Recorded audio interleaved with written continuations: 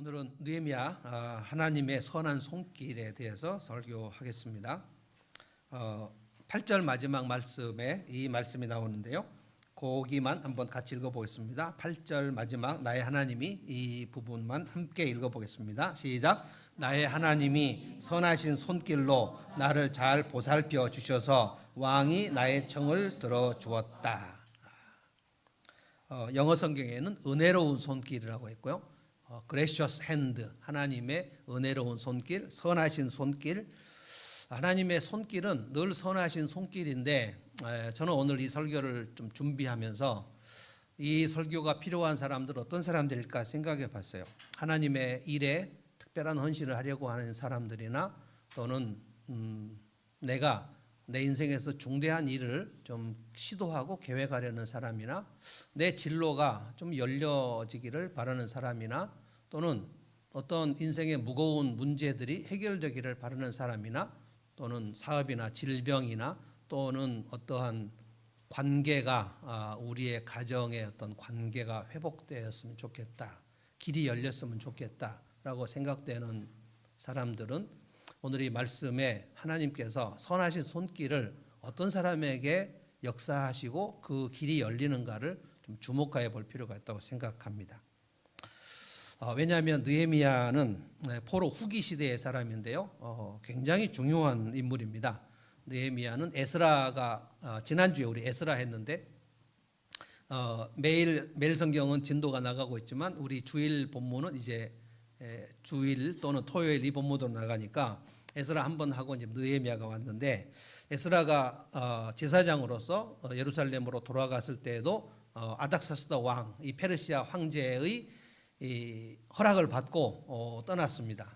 왜냐하면 페르시아에 지금 포로들이 유다 포로들이 있고 예루살렘으로 돌아간 포로들이 있는데 예루살렘으로 돌아간 포로들이 성전을 지으려고 하다가 못 짓고 그렇게 해서 다시 학계 선지자를 하나님 보내시고 또 에스라를 보내서 이스라엘 백성의 거룩함을 회복하는 일을 했는데 오늘 느헤미야는 예루살렘의 성벽이 아직도 그 바벨론이 예루살렘 무너뜨릴 때에 무너진 채로 있고 불에 탄 채로 있고 성벽을 세우지 못한 채로 성전은 지었는데 성벽이 건축이 안 된 채로 있어서 언제든지 이방 대적들이 쳐들어오면 성벽이 없으니까 방어를 할 수가 없는, 그래서 예루살렘에 있는 예루살렘 포로들이 늘 불안해하고 낙담해하고 늘 공포에 질려 있고, 그리고 때로는 여기 보면 이제 이방 대적들이 나오는데 산발락과 도비아 같은 사람들, 이 사람들이 끊임없이 이스라엘 백성들을 조롱하면서 업신여김을 받고 있다는 소식을 들었습니다. 느헤미야 1장에 보면 그 소식을 하나니라는 그 자기 이제 친척 동생에게 들었는데 페르시아와 예루살렘에 사람들이 이제 왔다 갔다 했던 모양입니다. 그런데 예루살렘에서 온 소식이 느헤미야의 가슴에 굉장히 가슴이 아프고, 내가 아닥사스다 왕의 총애를 입고 있는 사람인데 내가 왕의 허락을 받고 예루살렘 총독으로 가서 예루살렘의 성벽을, 그 예루살렘 그때 바벨론이 쳐들어와서 무너뜨릴 때 완전히 무너져 버린 이 성벽을 다시 내가 건축하고, 그리고 성전도 건축했는데 성벽도 건축한 상태에서 이 이스라엘 다시 강력한 하나님의 나라로 만들고자 하는 그 뜨거운 그 소망, 소명이 자기에게 있었다는 거예요.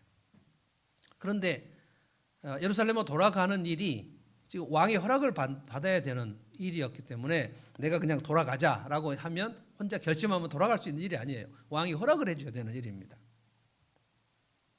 그래서 어떻게 하나님의 선한 손길이 역사에서 이 길이 열렸는가를 느헤미야는 지금 이 얘기를 하고 있고, 나중에 예루살렘으로 돌아갔을 때도 이스라엘 리더들을 모아놓고 내 하나님의 선한 손길이 어떻게 역사해서 여기까지 오게 되었는지를 간증합니다.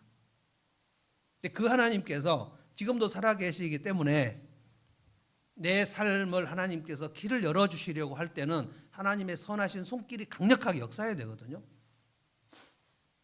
어떻게 역사를 했는가? 그냥 하나님 열어주십시오 막 하면 그냥 열리는가? 우리가 하나님의 일을 하려고 할 때도 항상 난관이 있습니다. 난관이 있고요, 방해가 있고요, 반대가 있어서 어느 정도 결단을 하고 가도 그 마음이 식어져 버리거나 중단돼 버리는 일이 굉장히 많습니다. 근데 오늘 느헤미야가 왕 앞에서 이것을 얘기하는데 굉장히 떨리는 일이에요. 왜 그렇게 가슴 떨리는 일인지를 조금 설명하겠는데 간단하지 않습니다. 왕이 내가 예루살렘에 돌아가서 성벽을 짓겠다고 말을 할 때, 그리고 나를 리더로 삼아달라고 얘기할 때 왕이 어떤 반응을 할지 도무지 예측할 수 없어요. 왕이 오해를 하면 이놈이 왕이 허락을 받아서 예루살렘에 성벽을 쌓고 혹시 거기서 독립투쟁이라도 한다면, 그러면 왕에게는 굉장히 손해가 되는 일인데 혹시 반역을 꾀하는 것이 아닌가라는 오해를 받을 수 있는 일이에요. 그래서 느헤미야는 사실상 오늘 왕이 허락을 받는 일이 목숨을 걸어야 되는 일입니다. 굉장히 중요합니다.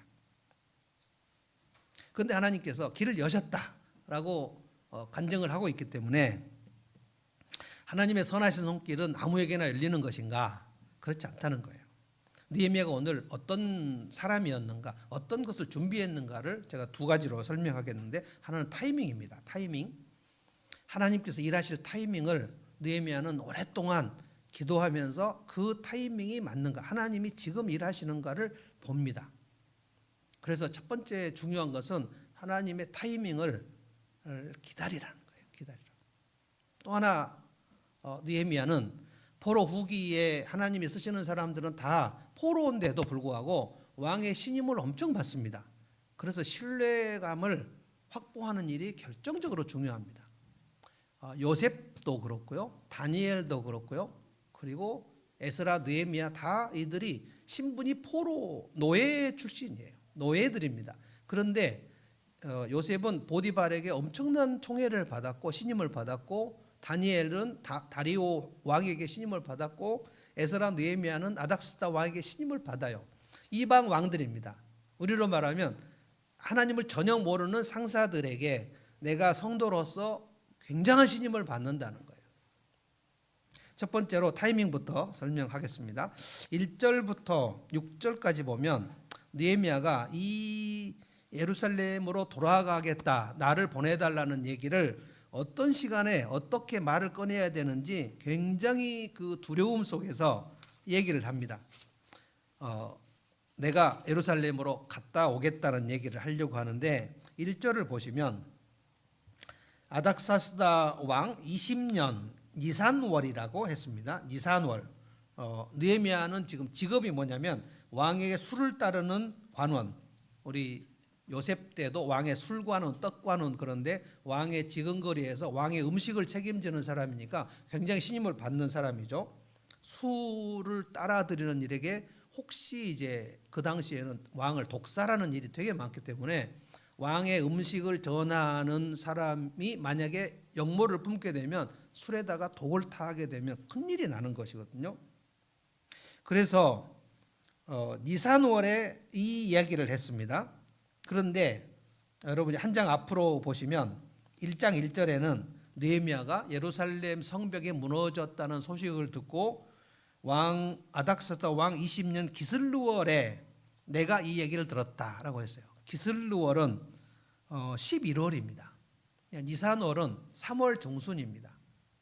그러니까 기슬루월에 그 얘기를 듣고 3월 중순까지 느헤미야는 하나님 앞에 기도를 합니다. 이 일이 하나님의 뜻이면 하나님께서 이 엄청난 일에 길을 열어달라고 기도합니다. 이게 1장 전체예요. 1장에 느헤미야가 그러니까 4개월 동안 이것을 준비하면서 기도해요. 1장 11절을 제가 한번 읽어보겠습니다. 여러분 성경을 보시면 좋겠습니다. 1장 11절 5절부터 기도를 했는데 하늘의 하나님 이렇게 기도를 했고, 11절에 주님 종의 간구를 들어주십시오. 주님의 이름을 진심으로 두려워하는 주님의 종들의 간구에 귀를 기울여 주십시오. 이제 주님의 종이 하는 모든 일을 형통하게 하여 주시고 왕에게 자비를 입게 하여 주십시오. 이 기도를 4개월간 해요. 4개월. 그리고 하나님께서 길을 열어주실 타이밍을 기다립니다. 하나님께서 인생을 열어주시는 사람들의 그 간증은 항상 원칙이 있습니다. 그것은 먼저 하나님의 손길을 경험하기 전에 하나님의 은혜로운 손길을 경험하게 해달라는 기도를 해요. 4개월 동안 기도를 하니까 이것이 하나님의 뜻인가? 라고 탐색을 하면서 기도를 할 때 3개월, 4개월 동안 기도를 하는데 마음속에 하나님의 뜻이다. 내가 나를 던지자라는 마음의 확신이 들어요. 왕에게 얘기를 해야 되겠다. 오늘이다 하고 판단이 선 거예요. 그런데 이제 1절을 보십시오. 1절의 상황이 굉장히 조금 복잡하게 돌아갑니다. 1절 제가 다시 읽어볼게요. 아닥사스다 왕 제20년 니산월에 나는 왕에게 술을 따르는 일을 맡았다. 왕에게 술을 따라 드리는 어느 날, 이 날 지금 얘기하려고 하는 거예요. 그런데 왕께서 나의 안색이 평소와는 달리 좋지 않은 것을 보시고는, 느헤미야가 안색이 안 좋아요.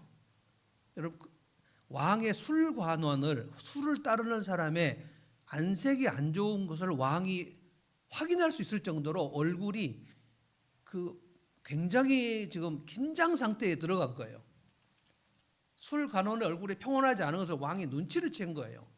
너 얼굴이 안 좋다? 2절 보십시오. 안색이 좋지 않구나.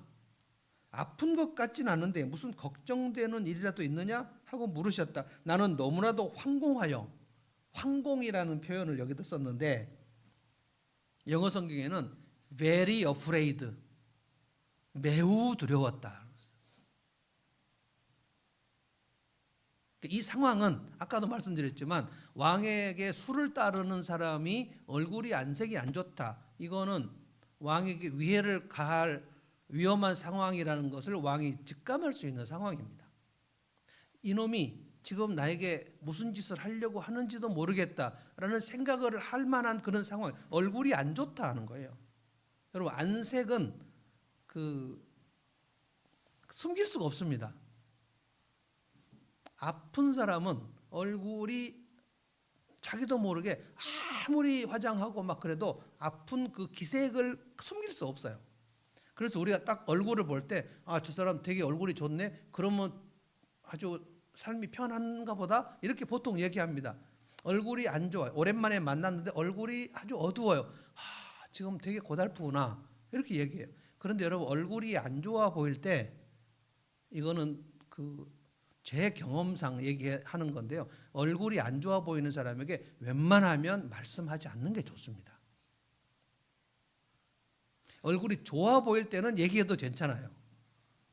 많이 아파 보이네 이런 얘기가 듣는 사람이 되게 안 좋습니다.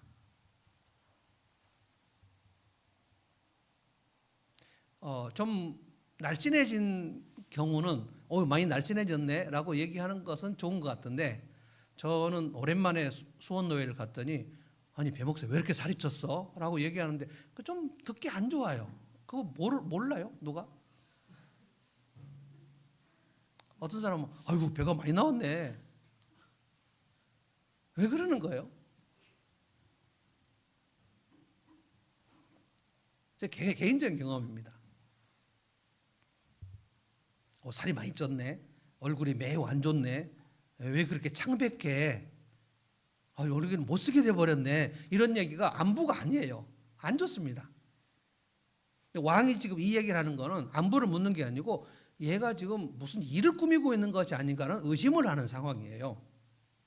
그래서 느헤미야가 굉장히 두려운 겁니다. 여봐라, 이놈을 데리고 나가서 묶어라. 이렇게 하면 끝나는 겁니다. 포로예요, 포로. 아닥사스다 왕은 페르시아 황제입니다. 황제에게 잘못 배우면 끝나는 거예요. 안색이 좋지 않구나. 아픈 것 같지는 않은데, 그러면 뭐예요? 아프지도 않은데 안색이 안 좋은 거는 안 좋은 마음을 품고 있는 거잖아요. 그래서 3절에 이 얘기를 하는 거는 이제 죽을 수도 있다 하는 생각을 하면서 얘기를 꺼낸 겁니다. 3절 보십시오. 임금님, 만수무강하시길 빕니다. 이거는 항상 하는 말이고요. 소신의 조상이 묻힌 성읍이 폐허가 되고 성문이 불에 탔다는 소식을 듣고서 울적한 마음을 가누지 못한 탓입니다 하고 아뢰었다. 그냥 내친김에 얘기해버린 거예요.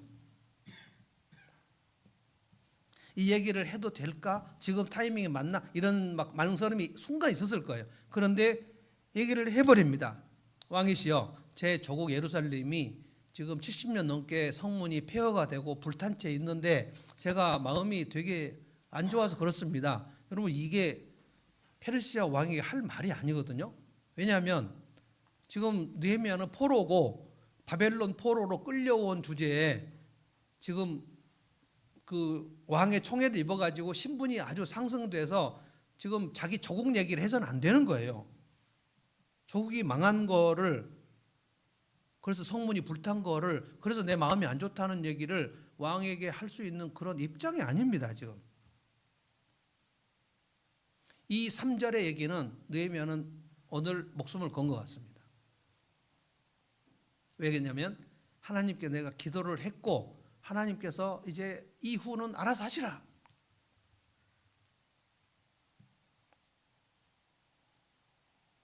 문맥을 조금만 설명할게요.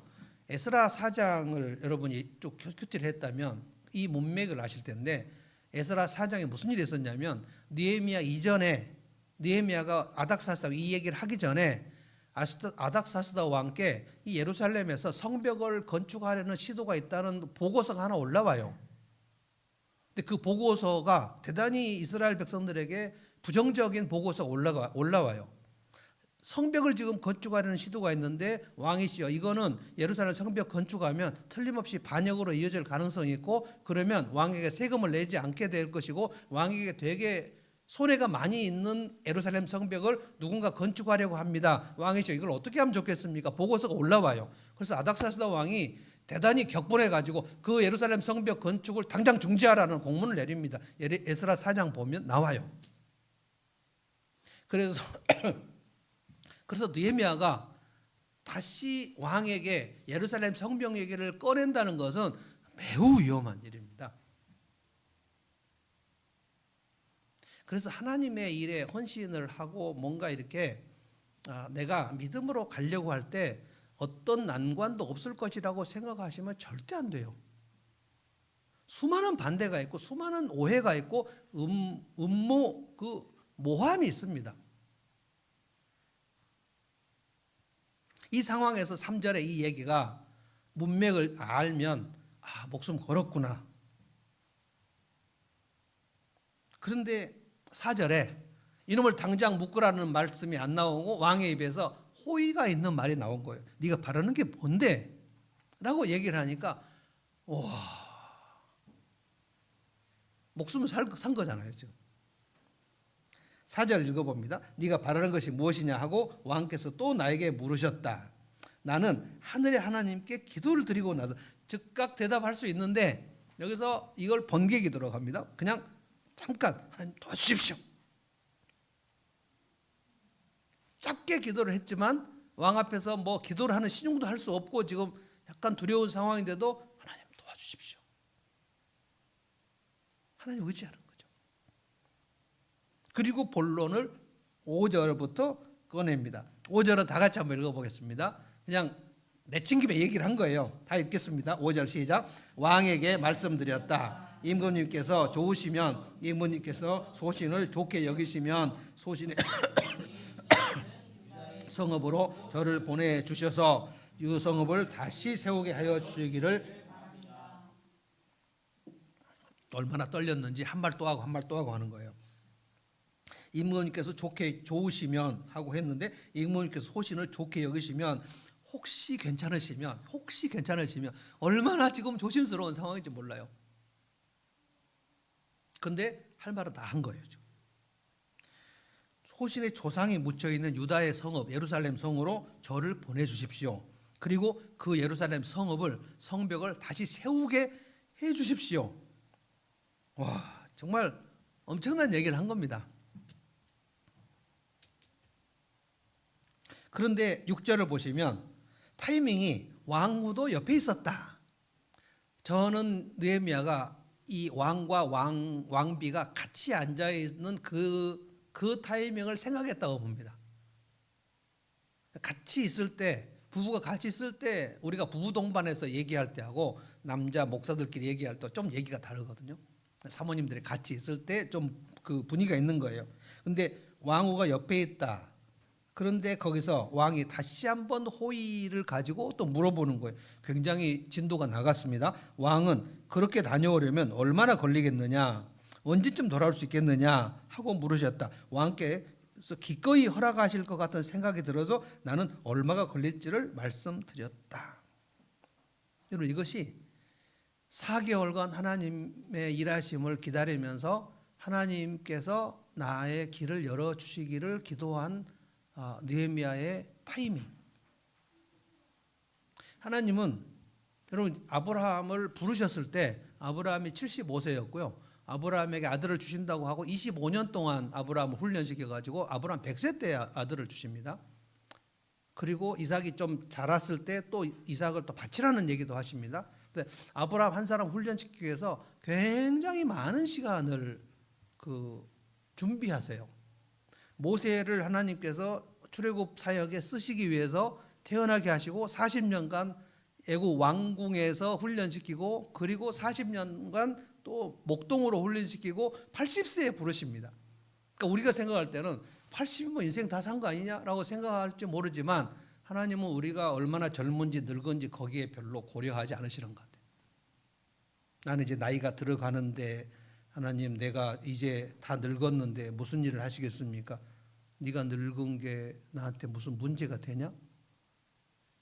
시간이 흐르는 것이 우리는 100년 정도밖에 못 살기 때문에 되게 우리는 시간에 민감하지만 하나님은 시간을 창조하신 분이어서 100년 단위로 일을 하시고요. 하나님이 예수 그리스도를 보내시는 것을 아브라함에게 너의 자손이라고 얘기하실 때 아브라함과 예수님 사이는 거의 2000년이 흐릅니다. 그래서 이 타이밍이라는 것이 내가 이제 기도하고 다음 주에 무슨 한 달 후에 이런 타이밍을 얼른 생각하시면 안 돼요. 에스라는 적어도 4개월 동안 계속 혼자 기도하고 다니엘은 70년 기도하고 이 타이밍을 위하여 기도를 할 때에 저는 에스라가 하나님과 친밀한 시간을 가졌다고 봅니다. 하나님하고 친해져요. 그래서 가장 신앙생활에 중요한 것은 하나님과 친해지는 겁니다. 우리가 친구를 오랫동안 사귀면 저는 인생 절친이 40대에 그 사고로 죽어가지고 오늘 또 제가 썼는지 모르겠는데 보고 싶은 친구 절친이 죽은 다음에 그 정도의 절친은 다시 안 만들어지더라고요. 나이를 먹으면 그게 친구가 그렇게 옛날에 정말 소꿉놀이 하던 그 친구 같은 그런 것은 안 되더라고요. 근데 정말 친한 친구가 있으면 여러분 그 친구의 성향을 다 알지 않습니까? 얘가 뭘 좋아하는지, 얘가 뭘 싫어하는지, 언제 얘는 욱하는지, 언제 얘는 너그러운지 그거 다 알아요. 그래서 하나님의 타이밍을 아는 사람은 하나님과 친해져요. 그래서 하나님이 좋아하시는 일을 하고 하나님이 싫어하시는 안 하고 하나님이 가장 좋아하시는 건 예배입니다. 예배를 소홀히 하면 절대 안 됩니다. 하나님이 좋아하시는 것은 말씀을 묵상하는 일입니다. 하나님이 좋아하시는 것은 찬양입니다. 하나님이 좋아하시는 것은 말없이 충실하게 작은 일을 하는 일입니다. 그 하나님의 성향을 깨닫기 위하여 기도를 하는 겁니다. 하나님의 타이밍이에요. 저는 제가 이제 목회를 하고 교회를 개척하고 그래서 제 주제에 한국 교회를 생각하면서 했지만 하나님께서 그건 아니다라고 얘기하셔서 이제는 꼼짝도 안 하고 하늘문 교회나 열심히 하자. 그런데 지난번에도 얘기했지만 계속해서 하나님께서 일본으로 길을 여시고 이것이 하나님의 뜻인가 적어도 몇 년 동안 지금 기도를 하면서 지난주에 제가 여러분에게 얘기한 것 같습니다. 제가 일본 가기 전에 그 얘기했잖아요. 일본 선교사님들을 돕는 일을 나는 하나님께서 내게 맡기신 일로 생각했다. 지난주 월요일 날 블레싱 재팬 선교사님들이 이제 여기 한 8명 정도 왔는데도 그때 제가 강의를 또 부탁해서 했는데 그때도 그 얘기를 했더니 블레싱 재팬 선교사님들이 되게 좋아하더라고요. 이제 목사님 마음을 먹었네요. 이렇게 얘기하더라고요. 하나님께서 일하시는 그 손길을 오랫동안 여러분이 보셔야 돼요. 그래서 그 타이밍을 잡아서 어떤 날은 헌신을 하고 어떤 날은 결단을 하고 그때 길이 열립니다. 두 번째는 이제 이 신뢰감입니다. 신뢰감. 이 신뢰감은 느헤미야를 생각할 때 이 단어를 생각하지 않을 수가 없어요. 7절부터 10절까지 보면 느헤미야가 아닥사스다 왕의 신뢰를 어느 정도 받았는지를 감을 잡을 수 있어요. 얼마나 다녀오면 좋겠냐라고 물어봤는데 7절부터 10절까지 그 느헤미야가 왕에게 그냥 하고 싶은 얘기 다 해버립니다. 아, 내가 오늘 죽지 않는구나 라고 깨달았어요. 7절을 보십시오. 나는 왕에게 덧붙여서 말씀드렸다. 임금님께서 좋으시다면, 요 얘기는 꼭 붙여요. 임금님께 좋으시다면 소신이 유다에서 무사히 갈 수 있도록 유브라테스 서쪽 지방의 총독들에게 보내는 친서를 몇 통 내려주시기 바랍니다. 친서를 내려달라는 거예요. 그러니까 통행증입니다. 통행증. 왕의 도장에 찍힌 통행증 나한테 달라. 우리로 말하면 지금 여권, 비자 뭐 이런 것들을 해달라고 지금 얘기하는 겁니다. 8절을 보면 야, 느헤미야가 왕에게 이런 얘기를 막 해도 되는가 싶을 정도로 많은 얘기를 해요. 8절 우리 다 같이 한번 읽어볼까요?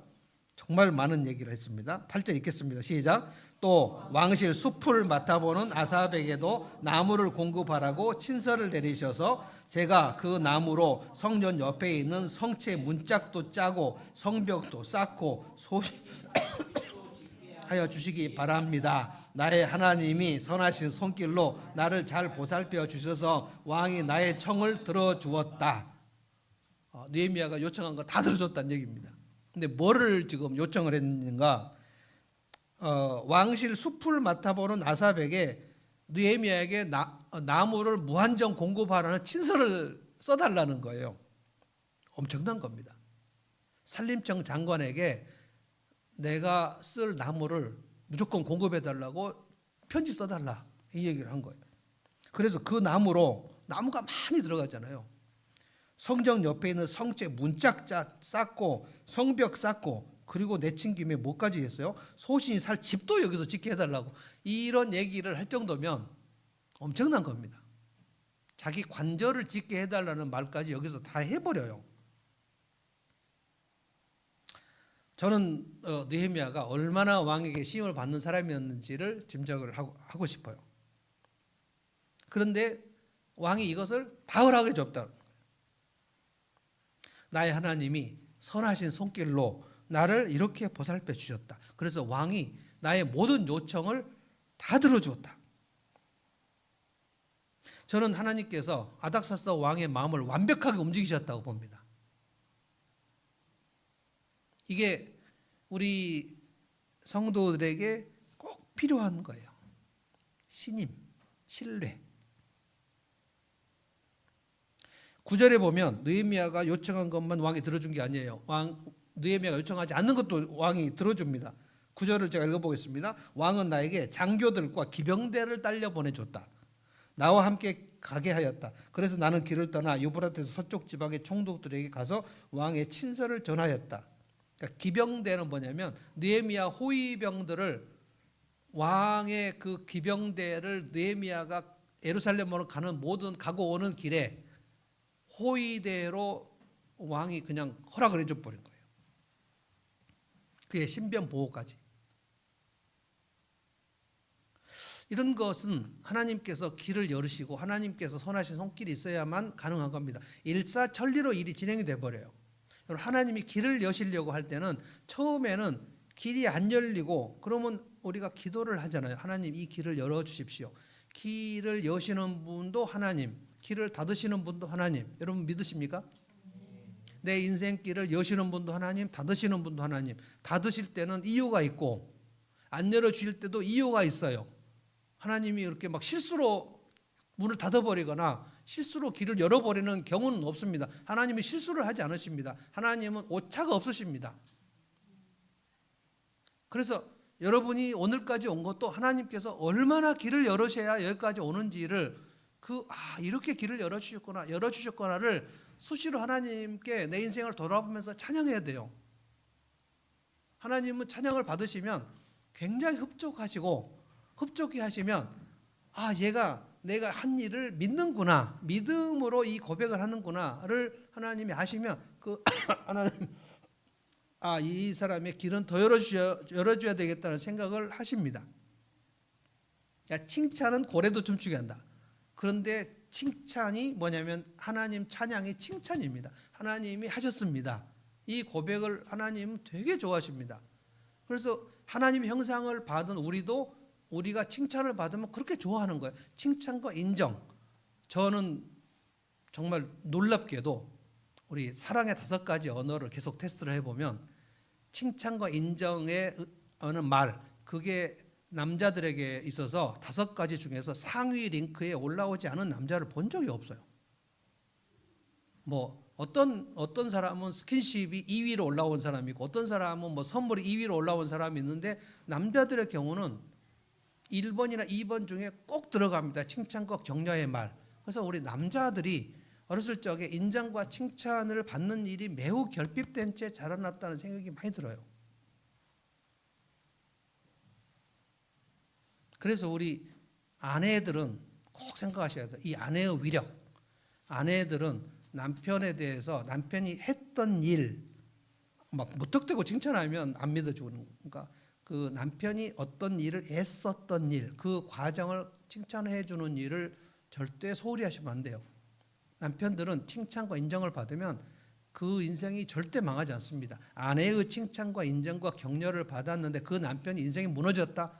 그럴 리가 없어요. 아내가 무시를 하고 경멸을 했는데 그 남편의 인생이 승승장구한다? 그런 일이 있을 수가 없어요. 굉장히 중요합니다. 느헤미야는 하나님의 신뢰도 받았지만 왕의 신뢰도 받아요. 어떻게 이렇게 신뢰를 받았을까요? 살림을 벌목하는 허가증도 주시고 통행증도 주시고 내가 살 집도 허락해 주십시오. 예루살렘 이미 갔어요 지금. 왕이 이것을 다 허락을 해줄 뿐만 아니라 기병대도 데리고 가라, 장교들도 데리고 가라, 네가 돌아오는 모든 그 신변 보호까지 내가 완전히 책임져 주겠다고 얘기한 거예요. 완전히 고속도로가 열려버립니다. 비결이 뭔가? 왕이 느헤미야를 전적으로 믿어주는 거예요. 얘는 나를 배신하지 않을 것이다. 그 이전에 아까 말씀드렸잖아요. 느헤미야 이전에 예루살렘 성벽을 건축하는 시도가 있었는데 그때 보고서가 올라왔을 때 왕이 격분하면서 성벽 건축을 중지하라고 명령을 내린 사람이 아닥사스다 왕이에요. 그런데 똑같은 얘기를 느헤미야가 했을 때는 내가 뭘 도와주면 좋겠냐 하고 막 다 도와주는. 여러분, 황제가 도장 찍어버리면 막을 사람이 없죠. 이렇게 길이 열려버려가지고 8절에 나의 하나님이 선하신 손길로 나를 보살펴 주셨다. 이게 막 그 감동이 밀려가지고 쓴 말입니다. 나중에 예루살렘 가가지고 리더들 다 모아놓고 그 얘기를 또 합니다. 여러분 2장 18절을 제가 읽어보겠습니다. 2장은 이제 다 11절은 느헤미야가 예루살렘으로 도착해가지고 그 탐색하고 다 살피고 답사하고 난 다음에 리더들을 다 모아놓고 이 얘기를 합니다. 18절에 나는 또한 나의 하나님이 선하신 손길로 나를 잘 보살펴 주신 일과 왕이 나에게 한 말을 그들에게 말하였다. 그랬더니 그들은 공사를 시작하겠다고 나에게 다짐하였고 힘을 내어 기꺼이 그 보람 있는 일을 시작하였다. 예루살렘 성벽 건축을 하겠다고 이스라엘 리더들이 다 힘을 낸 이유가 뭐냐면 느헤미야가 내 하나님께서 아닥사스다 왕에게 이 얘기를 했을 때 아닥사스다 왕이 어떻게 길을 열어주고 내 하나님의 선한 손길이 어떻게 있었는가를 간증을 할 때 이스라엘 리더들이 와, 하나님이 하시는구나 라는 것이 동의가 다 이루어져 버렸다는 거예요. 그래서 저는 이 신뢰감을 확보하는 일이 엄청나게 중요하다고 생각합니다. 예수 믿는 성도들에게 가장 중요한 것은 그 사람이 믿을 만한 사람이라는 평판을 오랫동안 받는 거예요. 구약도 그렇고 제가 요셉도 얘기했잖아요. 다니엘도 얘기했잖아요. 근데 신약 시대에 로마 시대에 사는 크리스찬들, 1세기 크리스찬들에게 가장 중요한 것은 로마 사람들에게 있어서 이 크리스찬들은 믿을 만한 사람들이야. 그가 종이든지 그가 처녀든지 그가 결혼한 유부녀든지 간에 이 사람들은 믿을 만한 사람이야. 이 신뢰를 쌓아요. 처음에는 엄청난 그 모함을 받았습니다. 여러분 1세기 크리스찬들이 로마 제국에서 받았던 세 가지 죄목이 뭐냐면, 첫째가 무신론자라는 것입니다. 무신론자라는 것은 뭐냐면 로마 신을 믿지 않는다는 거예요. 두 번째가 뭐냐면 로마 시내의 방화범, 네로가 자기 그 예술적 관계 때문에 로마에 불을 지르고 난 다음에 거기서 막 하프 타면서 노래하는 그 미친놈이거든요. 근데 네로가 뭐라고 했냐면 크리스찬들이 로마 시내에 불을 질렀다고 뒤집어 씌웠어요. 그래서 콜로세움에 가서 그렇게 많이 화형을 받은 겁니다. 그리고 세 번째는 이것은 내 피다, 이것은 내 살이다, 이걸 먹고 마시라, 이런 얘기를 그 카타콤에서 한 거를 로마 사람이 듣고 저놈들이 인육을 먹나? 상상을 못할 놈들이네. 이렇게 도덕적으로 무신론자, 방화범, 그리고 인육을 먹는 사람들, 이런 오해를 엄청 받아서 막 죽어나갔어요. 그럼에도 불구하고 1세기, 2세기, 4세기 갈 때 로마 사람들에게 있어서 크리스찬들은 믿을 만한 사람들이다. 이게 신뢰를 확보한 겁니다. 보디발이 요셉을 얼마나 믿었는지, 요셉이 그 보디발의 아내에게 유혹을 받았을 때 한 말이 뭐예요? 우리 주인 보디발이 맡기지 않은 거, 나에게 믿고 맡기지 않은 거 당신밖에 없다. 나에게 다 맡겼고 당신을 맡기지 않았는데 내가 우리 주인한테 어떻게 그것을 이 배신을 할 수가 있냐? 그래가지고 감옥 가지 않았습니까? 모함 받아가지고. 그날 저녁에 보디발의 아내가 길길이 날뛰면서 저놈이 나를 강간하려고 했다고 그렇게 했는데, 여러분 그 애굽의 군대 장관의 부인을 강간하려고 했다가 미수가에 그친 사람은 죽입니까? 감옥에 보냅니까? 죽이죠. 이놈을 감옥에 쳐넣어라 라고 보디발이 얘기했어요. 그거는 보디발이 자기 아내 말을 안 믿었다는 뜻입니다. 이놈은 내 아내를 강간하려고 할 놈이 아니야 라고 믿었다는 뜻이에요.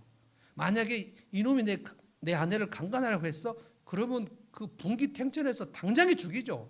감옥에 넣어라. 그거는 아내의 말을 믿지 않아. 우리 아내가 이 여자가 믿을만하지 않아. 내 노예 요셉 얘는 내가 믿을만해. 다니엘도 그런 거예요. 이게 믿을만하다는 게 신실, 충성, faithfulness 이것입니다. 저는 오늘 느헤미야가 어떻게 하나님의 선한 손길을 경험했는가를 문맥을 통해서 설명을 했는데, 길이 열릴 때 가장 먼저 중요한 것은 그가 오랫동안 은밀하게 누구한테 알리지 않았어요. 혼자 은밀하게 4개월 동안 하나님의 뜻을 묻고 기도하면서 하나님의 타이밍을 잡습니다. 하나님의 타이밍을 잡았는데 그때가 하나님께서 길을 열어주시는 거예요. 두 번째는 느헤미야는 기도만 한 게 아니고 신뢰를 얻어요. 그가 어떤 일을 해도 왕의 술을 따르는 일을 할 때 왕이 이놈은 나에게 술에 독을 넣지 않을 것이라는 확신을 가지고 있어요. 그래서 한번 너 안색이 안 좋은데 어떤 일이 있었지? 라고 물어봤지만 아닥사다 왕은 느헤미야를 불신하지 않았습니다. 이 친구는 나에게 위해를 가하지 않을 놈이다 라는 그 엄청난 신뢰를 줬습니다. 그러면 그가 노예 출신에서 왕의 술관원까지 승진을 할 때에 얼마나 많은 사람들에게 신뢰를 받고 추천을 받았는지를 여러분 상상할 수가 있어요. 그래서 제가 이제 살아가면서 좀 그 마음속으로 결심한 것 중에 하나가 구리게 살지 말자. 구린 짓은 하지 말자.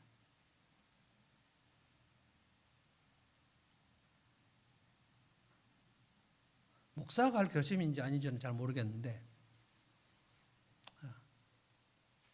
누가 나의 삶을 다, 예를 들면 저 그런 일이 없겠지만 검찰이 압수수색을 다 해서 내 모든 것을 다 털었을 때 이런 짓을 했네 라는 것이 드러나도록 하지 말자.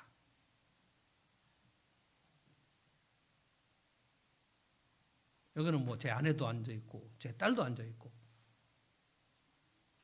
저를 가장 오랫동안 지켜봤던 박병호 원사님도 앉아 있고 굉장히 중요한 것 같습니다. 그래서 멀리 있는 사람들 중에는 저를 오해하는 사람들도 꽤 많이 있어요. 있다고 봅니다. 지금도 내 생각이나 내 가치관에서 오해하는 사람들이 많은데 가장 크게 오해받는 것 중에 하나가 배 목사는 왜 교회 성장을 싫어하나? 라는 그 오해를 많이 받습니다. 내가 그렇지 않다고 여러 번 얘기했는데 제가 본질이 중요하다고 막 얘기하니까 제가 성장을 싫어하는 줄 알아요. 저 성장 굉장히 하고 싶어요. 안 돼서 그런 거예요. 많은 분들이 왜 배 목사님 이렇게 교회가 이렇게 갈수록 작아질까? 저도 모르겠어요. 저는 그렇게 그냥 해석을 했습니다. 네가 굉장히 작은 교회가 목사가 돼서 더 작은 교회 목사를 몸으로 체험하고 그 체유를 해라라고 하나님께서 말씀하시는 것 같아요. 그렇게 해석을 하는 것이 저는 좀 마음이 편했어요. 저도 잘 이해를 못하겠어요. 그런데 이제 제가 여러분들에게 지금 이 얘기를 하는 거는 제 아내나 제 딸이나 박병호 권사님이나 여러분들이 저를 지근거리로 만나서 봤을 때 배 목사는 뭔가 구린 게 많아 라는 얘기를 들으려고 듣지 않도록 저는 살기로 했다라는 뜻입니다.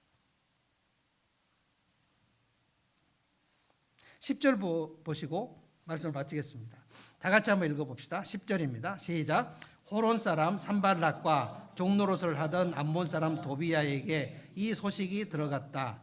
그들은 어떤 사람이 이스라엘 형편을 좋게 하려고 오고 있다는 것을 알고서 몹시 근심하였다고 한다. 여러분 산발락과 도비야는 느헤미야를 계속 읽어보면 이스라엘의 최대의 대적, 다시 말하면 마귀 세력 같은 겁니다. 얼마나 느헤미야의 성벽 건축을 막으려고 간교한 짓을 많이 했는지 내일 본문 보시면 이 산발락과 도비야가 성벽의 건축이 완성되는 시점에도 불구하고 느헤미야에게 오라고 해가지고 너 이거 반역 음모가 있는데 해서 느헤미야를 회유하려고 엄청 많이 씁니다. 그리고 심지어 이스라엘 선지자 한 사람을 스마야라는 사람을 그 매수를 해가지고 성전 안으로 지성소 안으로 들어가서 피하자고 얘기를 해요. 지성소 안으로 이 제사장 안에 느헤미야가 들어가면 큰일 납니다. 대제사장만 들어가는 그곳을 선지자가 느헤미야에게 그리 지성소로 들어가서 피하자는 얘기를 해요. 나중에 알고 보니까 산발락과 도비야에게 매수당한 놈이었어요. 그래서 산발락과 도비야가 이스라엘의 소식을 이스라엘 형편을 좋게 하려고 어떤 사람이 온다. 아직 느헤미야가 누군지 모르는데 그 아닥사스다 왕의 총애를 입은 사람이 예루살렘의 소식을 좋게 하려고 온다는 얘기를 듣고 산발락과 도비야가 굉장히 근심했다는 거예요. 그리고 이스라엘 백성들은 이제 느헤미야가 온다는 소식을 듣고 굉장히 마음이 뛰면서 설레면서 이제 우리 성벽을 건축할 수 있다고 생각했다는 거예요.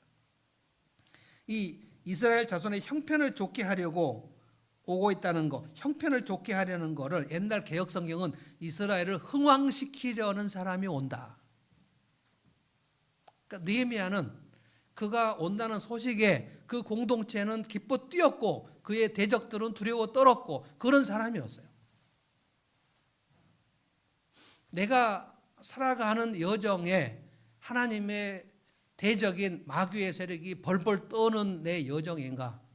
그리고 내가 가는 곳으로 인하여 나를 만나는 사람들이 다시 힘을 얻고 다시 새롭게 되는데 설레게 되는 나의 존재인가? 그게 하나님의 선한 손길을 경험한 사람의 길에는 그 하나님의 공동체는 힘을 얻고 하나님의 대적들은 두려워 떠는 존재가 되는 것입니다.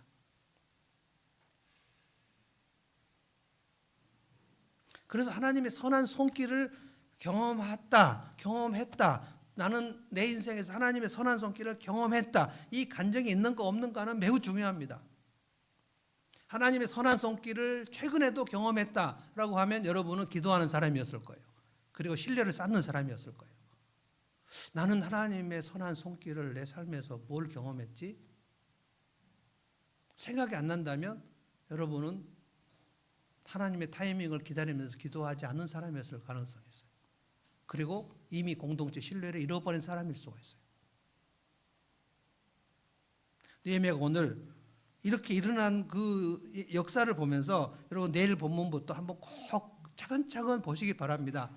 느헤미야가 예루살렘 성벽을 건축했을 때 이스라엘 백성들이 얼마나 기뻐했는지, 그리고 에스라가 얼마나 기뻐했는지, 와, 내 신앙의 동지가 왔구나. 그래서 에스라와 느헤미야가 함께 힘을 합쳐서 성벽 건축하고 난 다음에 엄청난 예배를 드립니다. 이게 이스라엘의 마지막 예배입니다. 그러고 나서 이스라엘 백성들은 다시 느헤미야, 에스라가 없어진 이후에 다시 무너져 버립니다. 그리고 말라기 시대가 옵니다. 말라기 때 말라기 선지자가 너희가 하나님께 드리는 예배가 이렇게 더럽게 변질해 버리면 되냐라고 꾸짖었는데 그들이 회개하지 않고 400년이 흐릅니다. 그리고 400년 후에 세례 요한이 옵니다. 그러면 지금 오늘 에스라나 느헤미야가 했던 이 일은 다 물거품이 되는 것인가? 아니라는 거예요. 하나님 그걸 받으셨습니다. 느헤미야 기도를 받으셨고 느헤미야의 신뢰를 사용하셨어요. 우리가 살아가는 동안에, 내가 여기 있는 동안에 하나님의 선하신 손길을 경험하는 것이 매우 중요하다. 아멘. 찬송하십시다.